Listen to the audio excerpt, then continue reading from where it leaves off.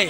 دیکھو یہاں پر عوام جو تھی اولیاء اللہ کو ماننے والی, حضور کو زندہ ماننے والی, اور یہاں کے خواص کون تھے؟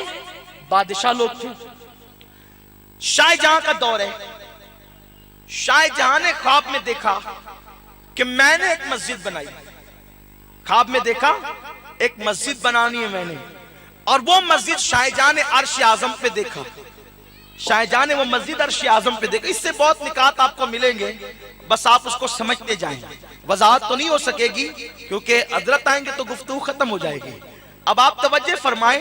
شاہ جہاں نے عرش پہ ایک مسجد دیکھی خواب میں, اس طرح کی مسجد اس نے تعمیر کرنی ہے. تو شاہ جہاں نے پورے اعلان کر دیا سب طرف, بھئی انجینئر جو ہے نا وہ آئیں, اور آنے کے بعد جو میں نے خواب میں مسجد کا نقشہ دیکھا ہے عرش پر اس طرح بنائیں. تو خواب میں دیکھوں کوئی اور بنائے کیسے ہو سکتا ہے؟ تو بیچارے سب اپنے اپنے طور پہ بناتے رہتے, دماغ لگاتے رہتے, لیکن کوئی بھی بندہ کامیاب نہ ہو سکا, سب ریجیکٹ کرتا جاتا شاہ جہاں. پھر اس کے بعد کیا ہوا؟ ایک اللہ کے ولی مجذوب رہتے تھے, آج کل جہاں چاندنی چوک ہے دلی میں وہی وہ بیٹھتے تھے. ایک انجینئر بڑا پریشان تھا, ان کا مرید تھا. بابا نے پوچھا بیٹے پریشان کیوں ہے؟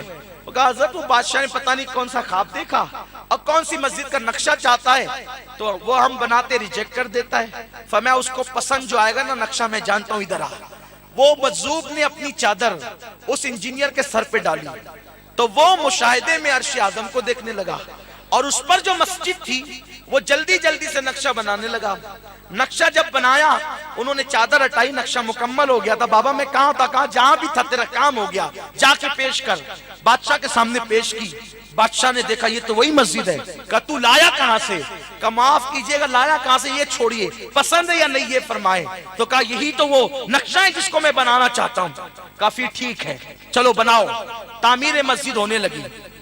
اس وقت ایک بات یہ بھی ہوئی کہ بادشاہ نے کہا اس مسجد کا سنگ بنیاد جو رکھے گا اس کے لیے ضروری ہے کہ وہ تہجد گزار ہو. بالغ ہونے سے لے کر آج تک جس کی کبھی تہجد فوت نہ ہوئی ہو, بالغ ہونے سے لے کر آج تک جس کی کبھی پہلی تکبیر نہ چھوٹی ہو, بالغ ہونے سے لے کر آج تک جس کی عصر اور عشاء کی سنتیں غیر موقعہ بھی ترک نہ ہوئی ہو, وہ اس مسجد کی بنیاد رکھے گا. کیونکہ یہ مسجد میرے لیے نجات کا ذریعہ ہوگی. صبح سے لے کے شام تک سب کھڑے رہے, باتیں ہوتی رہی, لیکن کسی نے بنیاد نہ رکھی. جب سورج غروب ہونے کو آیا تو شاہ جہاں خود آگے بڑھا, علماء نے بازو پکڑا, شرط لگائی ہے تب وہ جب تک پوری نہیں ہوگی بنیاد رکھی نہیں جائے گی. شاہ جہاں کی آنکھ میں آنسو تھے, کہنے لگے الحمدللہ بالغ ہونے سے لے کر آج تک کبھی میری تہجد نہیں چھوٹی, کبھی میں نے تکبیر اولیٰ ترک نہیں کی, اور میری عصر کی سنتیں غیر موقعہ کبھی نہیں چھوٹی. مسلمانوں آج آپ کہتے ہو کہ ہم بادشاہ تھے, آج بادشاہ نہیں ہے. جب تک تم نمازوں کے اتنے پابند تھے تب تک تم بادشاہ تھے. آج تھوڑی سی دولت آتی اور چربی چڑھتی ہے تو تم زنا کی اڈی آباد کرتے ہو, شراب کی اڈی آباد کرتے ہو. اسمارٹ موبائل ہاتھ میں آ جائے تو پوری پوری رات اسکرین پر زنا کے مناظر دیکھتے ہو. بھیک نہیں مانگو گے تو کیا کرو گے؟ کل کا مسلمان بادشاہ ہو کر بھی اللہ کا وفادار تھا, رسول اللہ کا وفادار تھا, عمل بھی تھا, عقیدہ بھی, دونوں چیزیں اچھی تھی. تب تک اس ملک ہندوستان پر بھی اسلام کا پرچم لہراتا تھا. آج مسلمان نہ عمل کا مضبوط رہا نہ عقیدے کا مضبوط رہا. عمل ایسا ہو گیا جمعہ کے دن جاتا ہے اور 2 رکعت پڑھ کے بھاگ جاتا ہے, اور عقیدہ ایسا ہو گیا پان کی دکان لگانے والا جس کو استنجا کی سنتیں نہیں پتا وہ کہتا ہے نبی میری طرح ہے, جس کے رنگ سے بیوی بیزار ہے کہتا ہے نبی میری طرح ہے. اور پھر جب یہ بات کہی جائے نبی تیری طرح کیسے ہے؟ اس لیے کہ تجھے دیکھ کر تو کوئی نمازی بھی نہیں بنتا, حضور کو دیکھ کر لوگ صحابی بن گئے. تو لوگ کہتے ہیں ظاہری طور پہ, ہم کہتے ہیں نبی کے ظاہری کی تو بات ہو رہی ہے, باطن کی بات کرنا تو ابو بکر صدیق نے بھی نہیں کیا. حضور کا باطن تو ابو بکر بھی نہیں جانتے, ہم کیا جانے. آقا نے فرمایا یا ابی بکر لم یعرف بی حقیقتا غیر ربی, ابو بکر میری حقیقت کو میرے رب کے سوا کوئی نہیں جانتا. تو ان کا باطن تو صرف رب جانتا ہے, خدا کہتے نہیں بنتی. जुदा कहते नहीं बनती, खुदा पे तुमको छोड़ा है, खुदा जाने के क्या तुम हो, हमें क्या पता, हम तो बस इतना जानते हैं कि तुम अल्लाह के रसूल हो, अल्लाह के हबीब हो, बादस खुदा बुजुर्ग तो ये किस्सा मुख्तसर। तो लोगों, मुसलमान कैसा था? जब तक तुम्हारे अंदर अय्याशी नहीं थी, जब तक तुम्हारे अंदर पाप नहीं थे, जब तक तुम्हारी बेटियां पर्दे की पाबंद थी, जब तक तुम्हारे घरों में, तुम्हारे गलों में मस्जिदें हुआ करती थी, जब तक तुम्हारे यहाँ सुबह को रोजाना तिलावत कुरान होती थी, जब तक तुम्हारे बच्चे तिलावत कुरान करते थे, हाफिज़े कुरान होते थे, उस वक्त तक तुम कामयाब थे। आज मालदार अपने बच्चे को डॉक्टर तो बनाना चाहता है, लेकिन आलिम दीन बनाना नहीं चाहता, क्योंकि कौम का मिजाज बना है आलिम बन के मस्जिद की इमामत तो करेगा। किसने कह दिया कि हर आलिम को मस्जिद की इमामत जरूरी है? किसने कहा आलिम को मस्जिद की इमामत जरूरी है? अरे आलिम अगर इंजीनियर बन जाए, आलिम अगर डॉक्टर बन जाए, आलिम अगर टीचर बन जाए तो क्या नहीं बन सकता? क्या 1857 से पहले हिंदुस्तान की कोर्ट का, अदालत का चीफ जस्टिस फजल खैराबादी की शक्ल में आलिम भी होता था और जज भी होता था? जब तक उम्मत में फिरके नहीं थे, फजल खैराबादी जो हिंदुस्तान के लिए जिसने सबसे पहले इनकलाब की आवाज बुलंद की, तन के गोरे मन के काले अंग्रेजों को हिंदुस्तान से निकाल बाहर करने का फतवा जिस फजल खैराबादी ने दिया, वो जज भी थे, आलिम भी और हाफिज कुरान भी थे, और खानका के शेख के तरीकत और पीर भी थे। अदालत में बैठकर जोहर से पहले फैसले करते, अजान होती तो नमाज जोहर पढ़ाते। हमारे हिंदुस्तान में सोने की चिड़िया में इस तरीके के हीरे जवाहरात थे, लेकिन आपको पता नहीं, आपकी तारीख बदल दी गई है, आपकी हिस्ट्री को तब्दील कर दिया गया है। तुम्हारी तारीख क्यों बदली गई? ताकि तुम कभी पीछे मुड़कर देख न सको कि तुम्हारी तारीख कितनी हसीन है। बहरहाल अर्ज ये कर रहा था, शाहजहां कहते हैं कि मेरी असर की सुन्नत गौर मौक़िदा कभी नहीं छूटी। अब तवज्जो करे, अमल ऐसा, तकबीर उला कभी नहीं छूटी। कितने नमाज पढ़ते हैं मालदार लोग? माल आता है ना तो पहले मस्जिद से हम दूर होते हैं, लेकिन याद रखना, जो अल्लाह माल देना जानता है वो छीनना भी जानता है, जो बरकत देना जानता है वो उठाना भी जानता है। इसलिए अल्लाह के गजब को चैलेंज मत करो, गुनाह मत करो, अय्याशी मत करो, बदकारी मत करो। रब तबारक व तआला को मुंह दिखाना है और अल्लाह बरकतें छीन लेता है गुनाहों की वजह से। हजरत शाहजहां ने बुनियाद रखी, अब बुनियाद रख दी गई, मस्जिद बन गई। जब मस्जिद बन गई तो अब लोग बातें करने लगे, ये शाहजहां इतनी सख्त कैद लगाई थी संगे बुनियाद के लिए, अब इफ्तिताह के लिए पता नहीं कितनी सख्त कैद लगाएगा। इफ्तिताह कैसे होगा? मस्जिद बन गई। मस्जिद बनने के बाद शाहजहां ने मस्जिद को ताला लगा दिया, हौज में पानी भर दिया, और जो मस्जिद का बाहर है ना, ये दिल्ली की जामा मस्जिद की बात कर रहा हूं, जो मस्जिद का बाहर है ना, वहां ओटे पे मुसल्ला बिछा के 2 रकअत नफिल पड़ी और मदीने मुनव्वरा की तरफ रुक करके कहा, या रसूल अल्लाह, हुक्म था मस्जिद बनाने का, सो मैंने बना दिया, लेकिन मस्जिद आबाद करने का हुक्म कि मैं इसको आबाद रखूं, अब ये मेरे जिम्मे पर नहीं। मस्जिद का इफ्तिताह उस वक्त होगा जब आप खुद तशरीफ लाकर यहां नमाज अदा करेंगे। अगर आप आएंगे तो मस्जिद का इफ्तिताह होगा, वरना क़यामत तक की मस्जिद ताला लगी रहेगी। आप तशरीफ लाएं, कबूल फरमाएं, मस्जिद का इफ्तिताह करें। अब आप मुझे बताएं, शाहजहां का दौर कब का है? हुजूर सल्लल्लाहु अलैहि वसल्लम के पर्दा फरमाने के तकरीबन 1200 साल के बाद का दौर है शाहजहां का। लेकिन शाहजहां का अकीदा ये है कि कब्र में 1200 साल गुजर जाने के बाद भी हुजूर जिंदा हैं। दिल्ली से मैं फरियाद कर रहा हूं, हुजूर सुन रहे हैं और उनको बुला रहा हूं तो वो आ भी सकते हैं। ये अकीदा बादशाह का था, अवाम का था, खवास का था। कब तक? जब तक अंग्रेज हिंदुस्तान नहीं आए थे। अब पता चला नबी मरकर मिट्टी में मिल गई। अकीदा कहां से आया? ये सहारनपुर का अकीदा नहीं है, ये अकीदा कादियान का नहीं है, ये अकीदा नदवा का नहीं है। ये अकीदा कहां का है?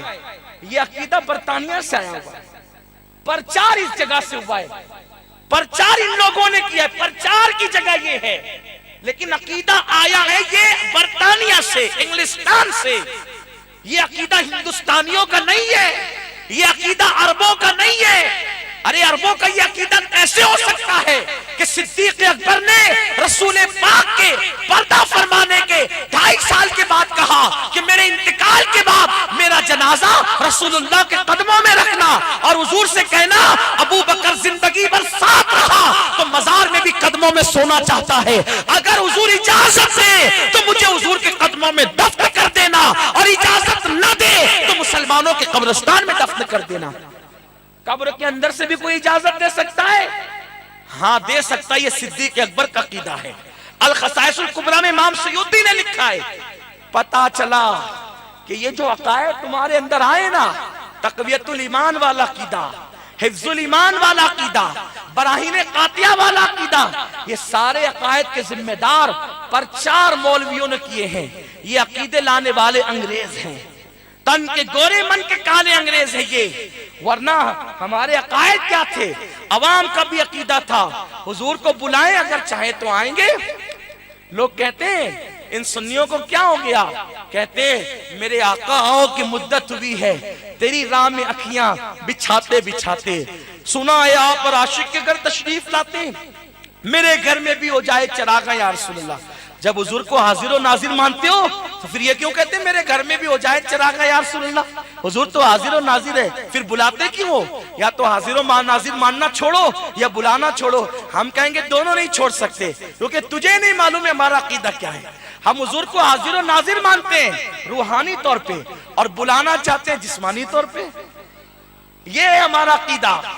وہ تو کہتے ہیں حضور اگر جسمانی طور پہ بھی آ جائے تو کرم ہوگا۔ بہرحال شاہ جہاں نے کہا حضور آپ تشریف لائیں، اگرچہ یہ تاریخی واقعہ ممکن ہے اس کو کوئی مانے نہ مانے، لیکن ابھی ہم اس کو دلیل سے مزین بھی کریں گے قرآن اور حدیث کی، یہ تاریخی واقعے کو۔ پھر کیا ہوا؟ شاہ جہاں نے کہہ تو دیا، کئی دن گزر گئے، روز دروازہ کھلتا، صبح کو حوض دھویا جاتا، پانی پھینکا جاتا، نیا پانی بھرا جاتا، بس کسی کو نماز پڑھنے کی اجازت نہ تھی۔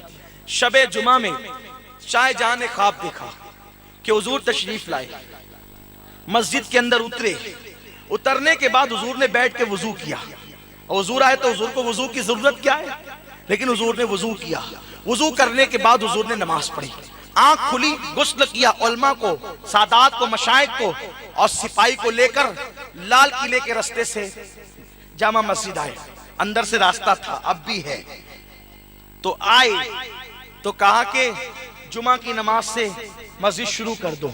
علماء نے کہا کیوں؟ آپ نے تو کہا تھا جب تک حضور نے کہا حضور آ چکے۔ کہا یہ خوشبو نہیں دیکھتے حضور آ رہے، خوشبو آ رہی ہے۔ کہا خوشبو تو آ رہی ہے لیکن شاہ جہاں کوئی دلیل چاہیے علماء کو۔ تو کہا میں نے خواب میں حضور کو وضو کرتے بھی دیکھا ہے حوض پہ، تو جب حوض پر آئے تو اب بھی پانی بہ رہا تھا۔ اس دن سے لے کر آج تک جہاں حضور نے بیٹھ کے وضو کیا تھا اب بھی اس جگہ پہ جالی لگا دی گئی۔ جا کر کے دلی کی جامع مسجد دیکھ لو، آج کل سے جالی نہیں لگی، اسی دور سے لگی ہے جالی، اور لکھا ہوا ہے کہ یہ جگہ حضور علیہ السلام کے وضو کرنے کی جگہ ہے۔ فارسی میں لکھا ہوا ہے، آج بھی آپ جا کے دیکھ سکتے ہو، وہاں کسی کو بیٹھنے کی اجازت نہیں ہے، جالی لگی ہوئی ہے، آج بھی لگی ہوئی ہے۔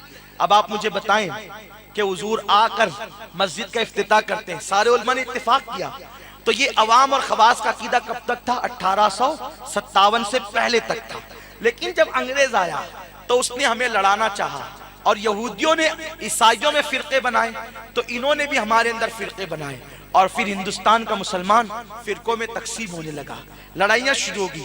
اب جو لوگ جو بھائی کہتے ہیں کہ متحد ہو جاؤ، ہم کہتے ہیں بالکل ہو جاؤ، لیکن ان سے کہیے جنہوں نے فتنہ پیدا کیا ہے، ہم تو اپنے گھر میں بیٹھے ہوئے ہیں۔ دیکھیں ایک مثال بتاتا ہوں، ایک ماں کا اور باپ کا گھر ہے، اب باپ کے بیٹے ہیں 10، ٹھیک ہے، اس کے 10 بیٹے ہیں، بیٹا شادی کر کے نکل کے گیا الگ، دوسرا نکل کے گیا الگ، تیسرا نکل کے گیا الگ، چوتھا نکل کے گیا الگ، 10 کے 10 بیٹے میں سے 9 الگ الگ ہو گئے، اور ایک بیٹا ماں کے پاس اور باپ کے پاس بچا۔ اب محلے کے پنچ آتے ہیں نا، تو جو بیٹا ماں کے گھر میں رہتا اسی کو کہتے ہیں بیٹا اتحاد کر لو، اتحاد کر لو۔ ارے یہ کوئی بات ہوئی؟ وہ کیا اتحاد کرنے جائے گا کہ وہ ماں کا گھر چھوڑ دے، باپ کا گھر چھوڑ چھوڑ دیں. اتحاد کی بات کرنا ہے تو جو گھر چھوڑ کے گئے ہیں ان کے پاس جاؤ اور ان کو کہو ماں باپ کا گھر چھوڑا نہیں جاتا, لوٹ چلو ماں کے گھر, لوٹ چلو باپ کے گھر. یہ الٹی سیاست ہے, یہ الٹائی انداز اتحاد کا. جو ماں کے گھر میں رہتا اسی کو ہاتھ دکھا رہے ہو اتحاد کر لو اتحاد. ارے وہ کیا اتحاد کرے گا, وہ تو مرکز میں بیٹھا ہے.